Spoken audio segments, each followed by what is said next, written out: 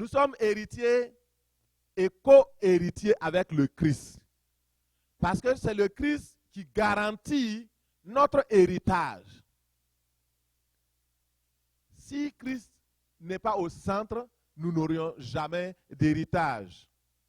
Et c'est pourquoi, frères et sœurs, être co-héritier de Christ signifie que nous sommes réintégrés dans la position de dominateur, de roi de la création. Nous avons reçu ce que Adam avait perdu à cause du péché et à cause de la rébellion. La garantie de notre gloire future, c'est ce statut d'héritier de la gloire. C'est parce que nous sommes héritiers. Autrement dit, c'est parce que nous sommes héritiers et co-héritiers avec le Christ que nous pouvons partager ses privilèges et sa gloire. Notre glorification se fait en Christ, par Christ et pour la gloire du Christ. L'héritage de la gloire de Dieu, c'est le point culminant de notre foi. La différence avec celui du monde, c'est ce que je viens d'expliquer. L'héritier reçoit pleinement sa part de gloire sans en rien ôter aux autres. Il n'y a pas de concurrence. De sorte que, normalement, tous ont la même part.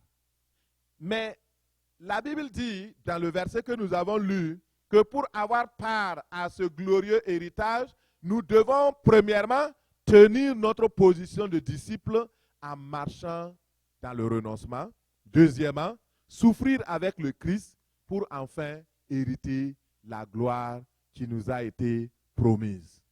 Nous allons prendre juste les deux premiers. De toute façon, pour l'héritage de la gloire, vous savez, c'est toute la thématique du mois de décembre et nous faisons la conclusion aujourd'hui. Nous prenons le premier point, tenir notre position de disciple. Et j'ai aimé ce que le frère Claude a apporté hier dans l'intercession, dans la prière. Il dit, si tu n'es pas disciple, oublie la gloire. Je l'avais déjà écrit. Et je disais, mais gloire à Dieu, c'est vraiment important parce que le Seigneur ne peut pas donner sa gloire à des enfants. La Bible dit que tant que l'héritier est un enfant, il ne diffère en rien d'un esclave. Il faut qu'il grandisse. Et tant qu'il est enfant, il est sous la tutelle d'autres personnes. Et c'est lorsqu'il a grandi, lorsqu'il est devenu disciple, un homme fait, capable de manger donc des choses solides, des repas solides, c'est à celui-là que la gloire va être accordée. Alléluia. Donc vous comprenez, parce qu'un enfant, vous lui donnez la gloire, il ne sait pas ce que c'est, et peut-être même il va faire des dégâts avec. Donc le Seigneur sait pourquoi il ne le fait pas. Il dit, or, tant que l'héritier est un enfant, il ne diffère en rien d'un esclave. Et nous participons à la gloire de Dieu dans la mesure où nous sommes transformés à l'image du Christ, de gloire en gloire. Et c'est pourquoi nous devons grandir dans la foi et l'obéissance pour atteindre la stature de disciple accompli. Et alors, nous pouvons posséder pleinement la gloire que le Christ veut nous accorder au nom de Jésus. Amen. Dans Galates 4, verset 6, il est écrit, « Et parce que vous êtes fils, Dieu a envoyé dans nos cœurs l'esprit de son Fils, lequel crie, Abba, Père. Ainsi, tu n'es plus esclave, mais fils et fille. Tu es fils et fille, et tu es héritier, héritière par la grâce de Dieu. Et ce matin, je prie le Père qu'il illumine les yeux de votre cœur pour que vous sachiez quelle est l'espérance qui s'attache à son appel et quelle est la richesse de la gloire de son héritage qu'il réserve aux saints et quelle est envers nous qui croyons l'infinie grandeur de sa puissance qui se manifeste avec efficacité par la vertu de sa force. Au nom de Jésus, j'ai prié. Amen. Alors, tenir notre position de disciple nous permet, nous garantit la gloire de Dieu. Pourquoi? Parce que nous sommes co-héritiers avec Christ. Et ça veut dire que Christ vit en nous. La même gloire que Dieu avait mise sur Jésus, c'est la même gloire qu'il veut mettre sur nous. Et il l'a déjà fait. Maintenant, il faut la manifester. Le Seigneur Jésus-Christ a dit, je leur ai donné la gloire que tu m'as donnée. Jean 17, versets 22 à 24. Je leur ai donné la gloire que tu m'as donnée. Et nous devons marcher en tant que disciples dans la voie du renoncement. Qu'est-ce que cela veut dire? Dans Luc 9, verset 23, il est écrit, « Puis il dit à tous, si quelqu'un veut venir après moi, qu'il renonce à lui-même, qu'il se charge chaque jour de sa croix et qu'il me suive. » Ça veut dire renoncer à la gloire de ce monde, renoncer à la gloire au plaisir de ce monde, renoncer au compromis de ce monde. Je l'avais écrit, frère pasteur Alain. Renoncer au compromis de ce monde, renoncer à la chair. C'est tellement important. Dans Philippiens 3, verset 8, il est écrit, « Et même je regarde toutes choses comme une perte à cause de l'excellence, de la connaissance de Jésus-Christ, mon Sauveur, mon Seigneur, pour lequel j'ai renoncé à tout. Je les regarde comme de la boue afin de gagner Christ et d'être trouvé en lui, non avec ma justice, celle qui vient de la loi, mais avec celle qui s'obtient par la foi en Christ. La justice qui vient de Dieu par la foi, afin de connaître Christ et la puissance de sa résurrection et la communion de ses souffrances en devenant conforme à lui par sa mort pour parvenir, si je puis, à la résurrection d'entre les morts, parole du Seigneur. » Ici, nous voyons l'apôtre Paul qui a tout renoncé. Il a renoncé à ses origines, la gloire de ses origines, le privilège d'être juif, l'érudition. Paul était un érudit, c'était un savant. Il avait étudié, il avait des diplômes, mais il n'était pas orgueilleux à cause de ses diplômes. Il savait que le Seigneur est venu et qu'il l'a transformé. Sur la route de Damas, son orgueil a été brisé. Il a renoncé à tout. Et ça, c'est tellement important, mon frère et ma soeur. Paul a renoncé à ses origines. Il a renoncé à l'honneur d'être rabbin. Paul était rabbin. Il connaissait la parole de Dieu. Il était tellement savant que, à un moment donné, le Seigneur lui a montré le ciel. Il a vu la gloire de Dieu. Et il était pressé pour venir raconter aux gens. Dieu dit non, tu n'en parles pas. Est-ce que nous sommes capables d'avoir cette attitude-là? Souvent, le Seigneur nous révèle quelque chose, c'est juste pour nous-mêmes. Il veut nous tester juste pour voir est-ce qu'on est capable de garder quelque chose. Mais on est excité. On veut venir dire ça. J'ai vu quelque chose. Le Seigneur m'a montré le ciel, mon ami. Paul voulait faire ça. Et le Seigneur a mis une charte pour qu'il ne s'enorgueillisse pas. N'attendons pas que le Seigneur mette des échardes sur nous. Soyons humbles et obéissons simplement. Il nous bénira au nom de Jésus. Paul a tout renoncé. Qu'est-ce qu'il a renoncé encore? Il a renoncé la fierté de vivre dans la sanctification. Paul, il dit, à l'égard de la loi, personne ne peut m'accuser. Ça, c'était un objet d'honneur qu'il pouvait s'en vanter. Il dit, non, je ne m'en vante pas, je renonce à tout cela au nom de Jésus. Il est irréprochable à l'égard de la justice de la loi. Tout cela était comme des gains à ses yeux, mais il les a regardés comme de la boue, une perte à cause de Christ. Alors, ce matin, je pose la question. Quelles sont les choses auxquelles tu dois renoncer pour que la gloire de Dieu vienne sur ta vie? Quelles sont les choses en tant qu'assemblée, nous devons renoncer? Parce que souvent, même en tant qu'assemblée, il y a des choses que nous devons laisser tomber pour que la gloire de Dieu vienne dans l'assemblée. Des manières de faire. Peut-être que Dieu veut pointer, il dit non, non, non, ici, là, ça ne va pas. Il faut changer. Et nous devons être flexibles. Un enfant de Dieu doit être flexible. Flexible à la voix de Dieu. Nous devons être flexibles. Si tu n'es pas flexible, le Seigneur peut te briser à un moment donné. Et ce sera douloureux. Soyons flexibles au nom de Jésus. Soyons flexibles à l'Esprit de Dieu. Soyons flexibles au nom de Jésus. Paul a renoncé à toutes ces choses. Quel est le prix que tu veux payer pour atteindre la gloire? Est-ce que tu es capable de souffrir pour le Seigneur? Nous amenons le deuxième point et on termine là. Pourquoi à la fin de décembre 2019, tu parles de souffrance, pasteur? Nous, on veut voir la gloire de Dieu. Toi, tu parles de souffrance. Le Seigneur m'a dit, le prix de la gloire, c'est le prix des combats. Il n'y a pas de gloire sans combat. Écoutez, vous voulez qu'on vous offre les choses sur un plateau d'or? Oubliez ça. Ça n'existe pas. Si vous avez la gloire sans combattre, ça n'a aucune valeur.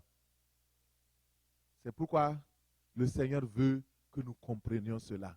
Mais la souffrance dont je parle, ce n'est pas une souffrance négative. Vous allez comprendre.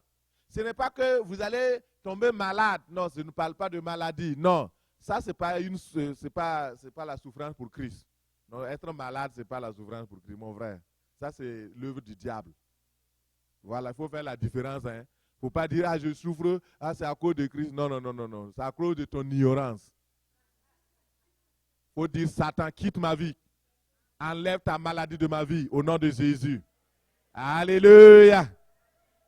C'est très important. Nous revenons dans Romains 8, 17. Or, si nous sommes enfants, nous sommes aussi héritiers. Héritiers de Dieu et co-héritiers de Christ. Si toutefois, il y a une condition. Et la condition, c'est que nous souffrons avec le Christ. On n'a pas dit de souffrir pour le Christ. Écoutez très bien, il y a une différence. Parce qu'aujourd'hui, il y a une confusion dans les religions. Les gens disent, je vais venger Dieu. Je vais souffrir pour Dieu. Je vais mourir pour Dieu. Des martyrs qui se sont fabriqués. Réveillez votre voisin, s'il vous plaît. Sinon, il sera un martyr.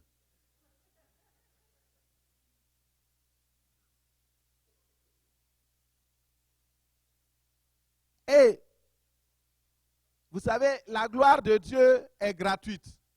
Mais, pour que cette gloire se manifeste dans notre vie, dans notre famille, dans notre assemblée, il y a un prix à payer.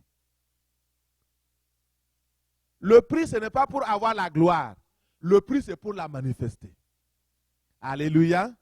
Et si nous souffrons avec lui, aucune personne n'aime la souffrance. Pourtant, nous devons crucifier notre vieil homme et le soumettre à Christ. Si nous refusons de suivre le Christ en portant notre croix, alors nous ne sommes pas des enfants légitimes. Nous ne sommes pas des disciples vrais. Et nous devons vraiment souffrir avec le Christ, mais pas une souffrance inutile. Non, pas les souffrances que tu as provoquées. Et donc, pour vous détendre un peu, en attendant, j'ai raconté ça plusieurs fois. Il y a une personne qui s'était épris de la femme de son voisin. Et malheureusement ou heureusement, parce que l'histoire nous raconte, et un jour, on a raconté à son voisin que quand tu voyages, il y a le voisin qui descend par le mur sur ta femme. Et malheureusement, encore, l'histoire raconte que c'était un chrétien.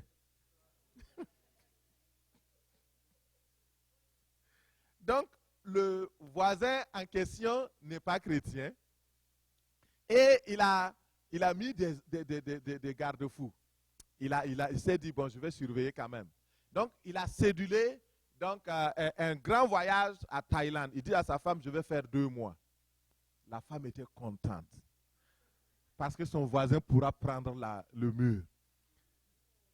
Mais, en fait, il n'allait pas en Thaïlande. Il avait juste fait un petit déplacement.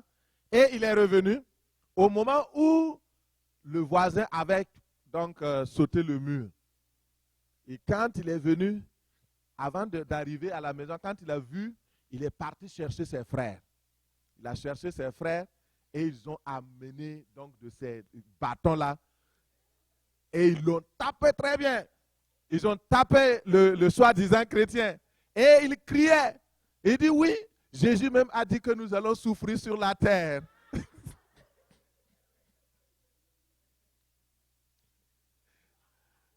Ce n'est pas de cette souffrance-là que je parle. Le Seigneur dit que nous ne devons pas souffrir pour avoir fait le mal. Si c'est cela, ce n'est pas la souffrance avec le Christ. Souffrir avec Christ, c'est différent de souffrir pour le Christ. Il y a certaines personnes qui vont aller donc s'infliger des choses, mettons au Brésil, qui vont porter une croix, qui vont même se faire crucifier et disent non, je souffre pour le Christ. Non, c'est de la souffrance inutile. Ça, c'est de la torture, je ne sais pas, mais ça ne veut rien dire. Alléluia, que le Seigneur nous garde au nom de Jésus. Pour revenir à la souffrance, il dit, aucune personne n'aime souffrir. Pourtant, c'est une condition nécessaire parce que nous devons crucifier notre vieil homme. Paul a dit, mon vieil homme a été crucifié avec le Christ. Et si je vis maintenant, ce n'est plus moi qui vis, mais c'est le Christ qui vit en moi. Tenez-vous bien, la souffrance dont je parle, c'est une souffrance utile. Ce sont des épreuves, souvent que le Seigneur même envoie pour nous éprouver, pour nous donner à marcher et nous faciliter donc pour prendre les escaliers de la gloire au nom de Jésus. Dans 2 Timothée 1:8, il dit, n'aie donc point honte du témoignage à rendre à notre Seigneur, ni de moi son prisonnier, mais souffre avec moi pour l'évangile par la puissance de Dieu. Voici la bonne souffrance. Souffrir pour l'évangile.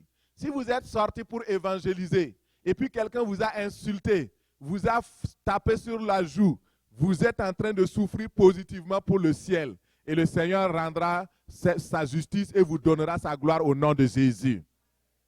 Mais si vous sortez avec des amis, vous êtes un enfant de Dieu, vous êtes supposé être disciple, vous sortez avec des copains ou des copines et on fait rafle, on vous trouve et vos amis ont des drogues et des choses et puis on vous amène en prison. Si vous souffrez, ne m'appelez pas. Alléluia. La loi doit suivre son cours. Alléluia. Ah, vous me connaissez, hein? C'est très clair. Donc, si vous souffrez pour le Seigneur, je vais me mettre à genoux 24 heures pour prier pour vous. Mais si vous souffrez parce que vous-même vous êtes parti trouver votre souffrance, gardez cela. Ne me dites pas, je ne veux pas être informé. Que le Seigneur nous aide au nom de Jésus. Alléluia. Ce que Dieu nous demande, c'est que chacun de nous soit prêt, comme Paul, à souffrir pour la propagation de l'évangile en nous appuyant sur la force que donne le Saint-Esprit. Dans 1 Timothée 2:3, il dit, souffre avec moi comme un bon soldat de Jésus-Christ. La vie du disciple ressemble à la vie d'un soldat. Nous devons savoir endurer la fatigue, ne pas reculer devant la peine.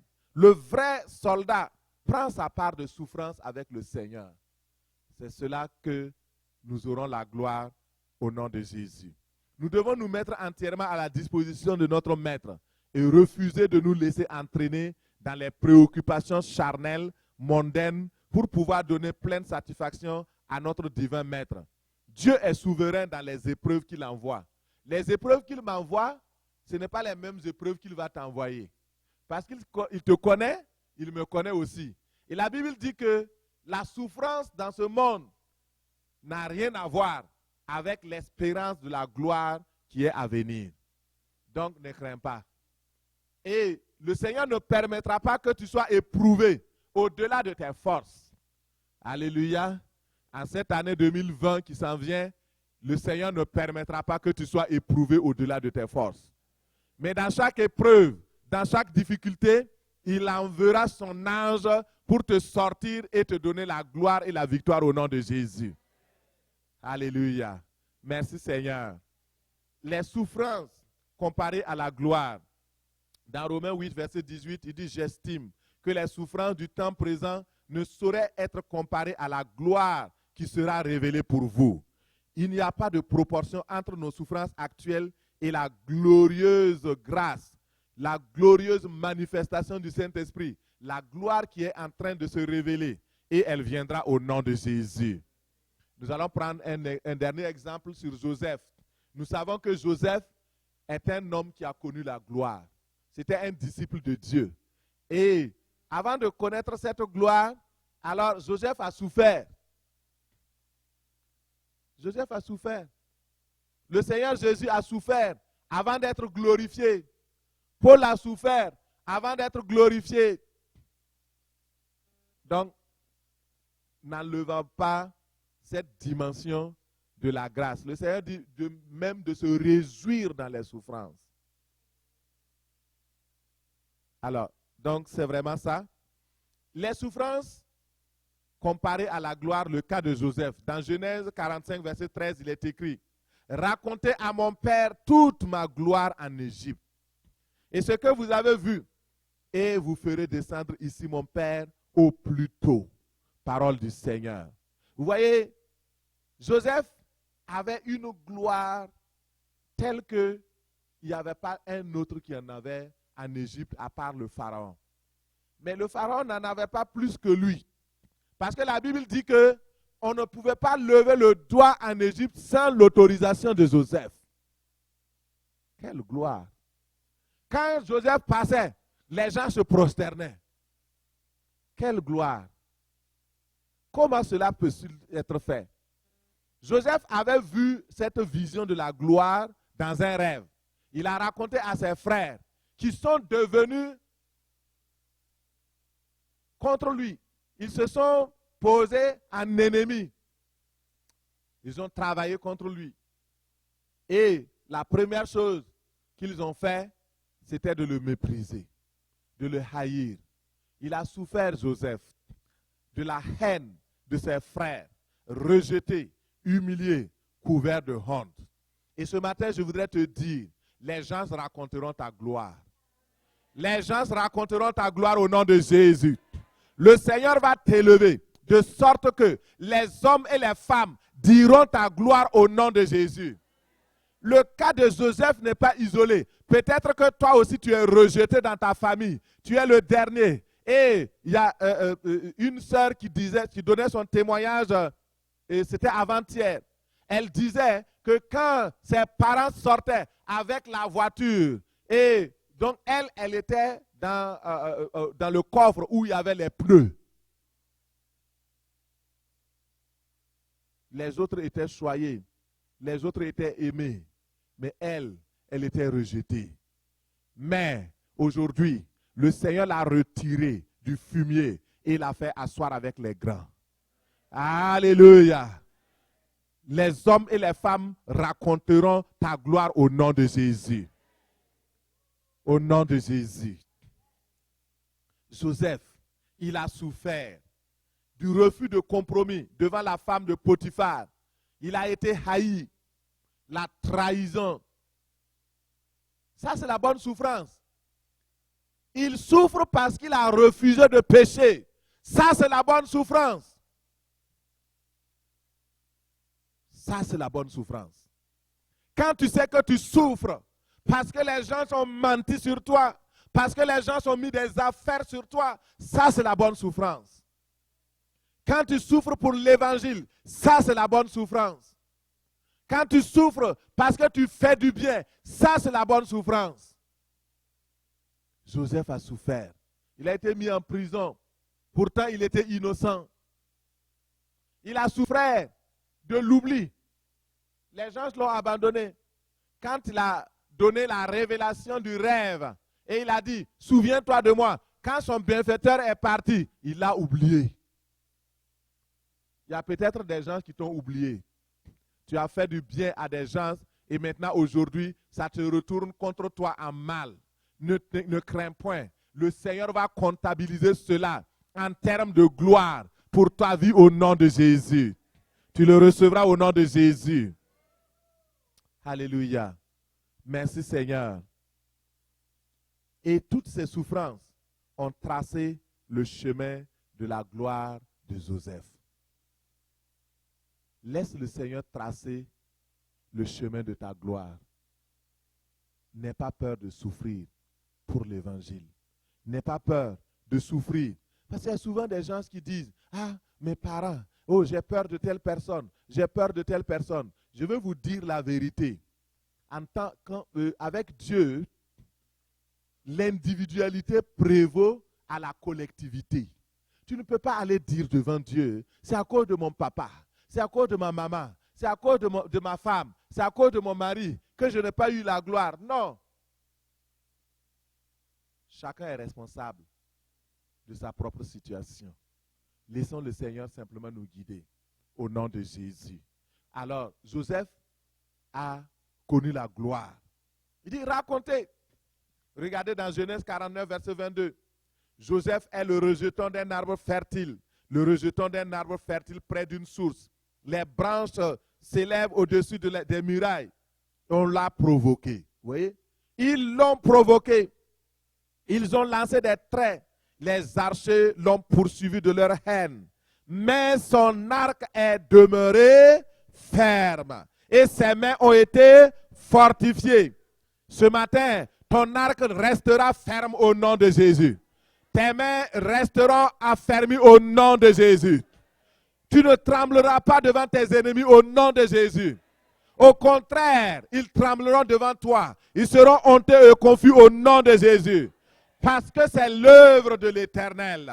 C'est l'œuvre du Dieu, le rocher d'Israël. Alléluia.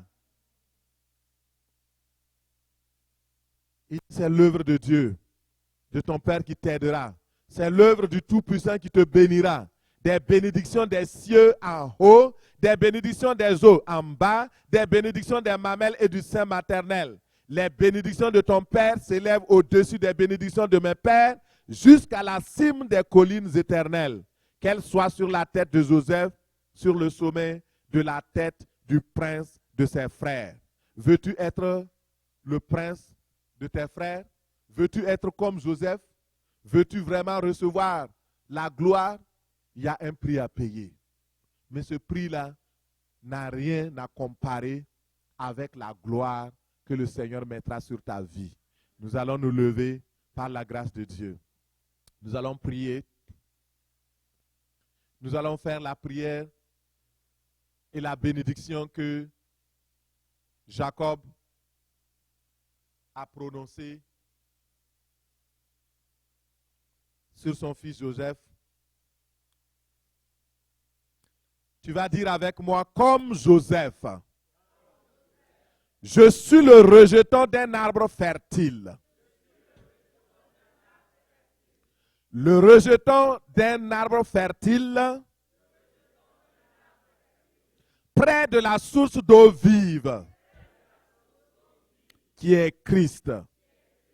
Mes branches s'élèvent au-dessus de la muraille face aux provocations et aux épreuves, devant les traits lancés contre moi, face aux archers qui me poursuivent de leur haine. Mon arc demeurera ferme. Mes mains seront fortifiées par les mains du puissant de Jacob. Je deviendrai berger, c'est-à-dire responsable. C'est l'œuvre de mon Père céleste qui m'aidera. C'est l'œuvre du Tout-Puissant qui me bénira. Des bénédictions des cieux en haut, des bénédictions des eaux en bas, des bénédictions des mamelles, des bénédictions du sein maternel. Mes bénédictions et ma gloire s'élèvent au-dessus des bénédictions de mes pères jusqu'à la colline éternelle. Que ces bénédictions et cette gloire soient mon partage en tant que prince héritier, héritier de Dieu et co-héritier de Christ. Pour l'année 2020, le Seigneur me couvrira de sa gloire. Je recevrai sa gloire. Je verrai sa gloire. Au nom de Jésus. Amen. Amen.